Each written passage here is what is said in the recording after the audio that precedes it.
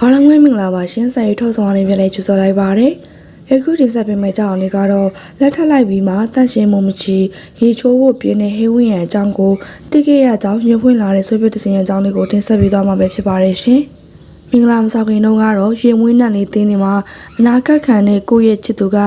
လက်ထပ်ပြီးတဲ့အခါကျတော့ရေချိုးခန်းနဲ့ဝင်ခံဖို့တောင်မနှဲတိုက်လို့နေရတယ်။ညစ်ပတ်တဲ့တယောက်ဖြစ်လာရင်ဘယ်လိုခံစားရမလဲဆိုတာကိုချင်းစားနိုင်ပါတယ်အခုလည်းညစ်ပတ်အိုးဟင်းဝင်ရန်ကြောင့်စိတ်ညစ်နေရတာကတော့ဆွေးပြတဲ့စင်မှာဒီစုံတွေကပရိသတ်တွေအားကြားရတဲ့6နှစ်ကြာချစ်သူတက်တန်းကိုပိုင်ဆိုင်ခဲ့ရတဲ့သူတွေဖြစ်ပြီးတော့ဒါပေမဲ့6နှစ်တုန်းကဆွေးပြတဲ့စင်မသိခဲ့ရတဲ့လက်ထပ်ပြီးတိမ်ထဲမှာအတူနေတဲ့အခါမှာ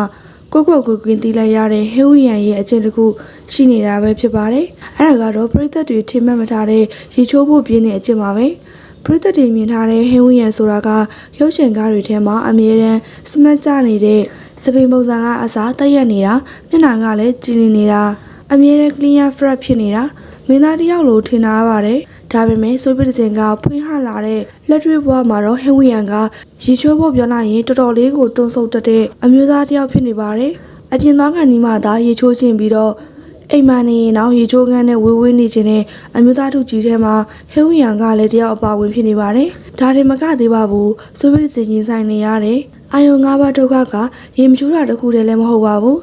ညဘက်အိမ်ရင်လည်းဟင်းဝင်းရံစီကထွက်လာတဲ့အတန်ဆုံးအနက်ဆုံးကိုပါသိခံနေရကြောင်းပြောဆိုလာခဲ့ပါတယ်ဟင်းဝင်းရံကအိမ်မိုးကြပြီဆိုတာနဲ့ဟောက်တန်တွေပေးတတ်သလိုတခါတလေဘိုက်ထဲကလေးဝါတွေကြောင့်အာမနာတန်အီးပေါက်ပြီးတော့ထုတ်လို့တတ်ပါသေးတယ်